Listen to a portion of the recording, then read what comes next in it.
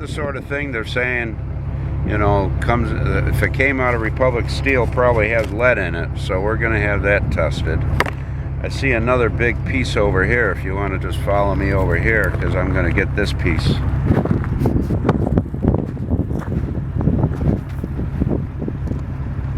Whoa.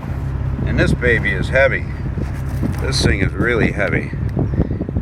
So that's got that's got iron in it, obviously, or lead, who knows. I know that the testing people are going to tell me I'm crazy for handling it, but here we go. Because it's more important to have this stuff tested than just me. Who knows if I'm going to get... whatever's going to happen to me is going to happen anyway. This is my life's work. I got the camera on it. You can tell it's brown over here, and then it kind of becomes black over here. So it's multicolored dumpings. And then over there, those big chunks, those big hunks over there, those are really something. We'll take a walk down there in a minute, but I want to kind of inspect those. So I'm going to get samples of these too. So this is pretty interesting here because we got this gravelly type over here, and then as you go across, this here looks like it might have had some kind of organic material in it. I can't tell if that's organic, if there was moss that it's got kind of a goldish green hue to it.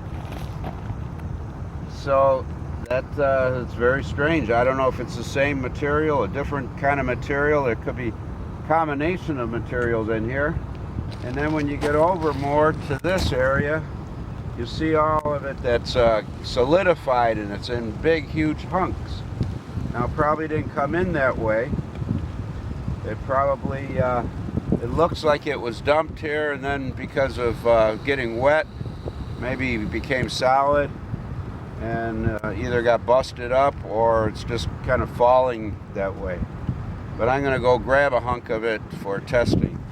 I mean, the size of this property, that sign I think said 97 acres or something like that for sale.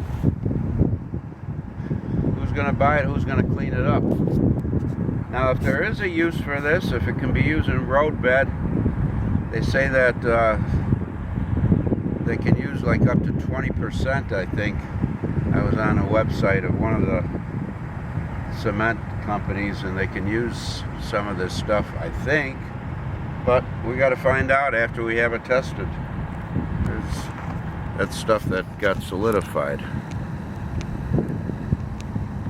Very, very green. See?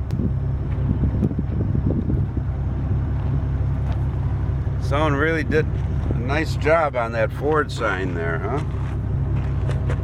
Remarkable. You think you're up in the Rocky Mountains or something, huh? Let's see, now they're up on top of the mountain. One on foot, one on his dirt bike. And this goes on all the time.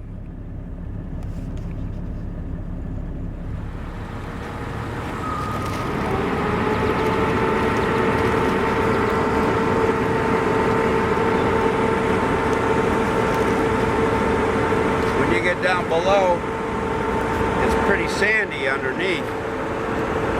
On top it's kind of gravelly, but then inside it's sandy. Some of it has solidified. The creek here kind of narrows out here for a little bit, and we have rain today, so it's moving pretty good. And we just saw a deer, a young deer, running across. He looked kind of skinny, so I don't know, maybe he's not eating too well out here. Had some ducks and a lot of birds, a few birds out here. And you can tell that beaver's been active out here too. So it looks like a combination of slag, clinkers, bricks, all kinds of stuff. Maybe they're tearing down some buildings, steel making buildings, and just came and unloaded. So it looks like, I don't know, it's some kind of milky substance. looks like it's chalky sort of, and I don't know, could be magnesium or something, I don't know. I tried to pick it up and it's too liquidy. May come back with a can on a pole and grab a good sample. But then you see all those... So here we are, we're back at the Southeast Environmental Task Force office now. We got our treasure trove stuff that we got from over at the Slag Desert, or better known as Bigfoot now we're starting to call it. We've got all different types of samples here that we're going to send out to be tested.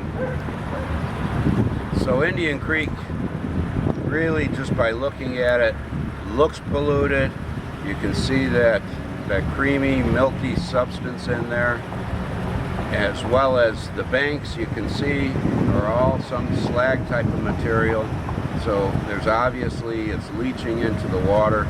We don't know how polluted it is, but as we said earlier, it's connected to Wolf Lake, it's connected to the Calumet River, which is connected to Lake Michigan. So all these waterways being connected are getting some forms of pollution. Now, we would like to see that riverbank replaced and have buttresses so that the pollution won't run off in there anymore. Or, you know, the worst case scenario would be is if the EPA deems it so polluted and it's polluting Lake Michigan, for example, they might just dam it up at both ends and leave it as, you know, wasteland, just like that old Bigfoot area is. And that would be the worst thing to happen.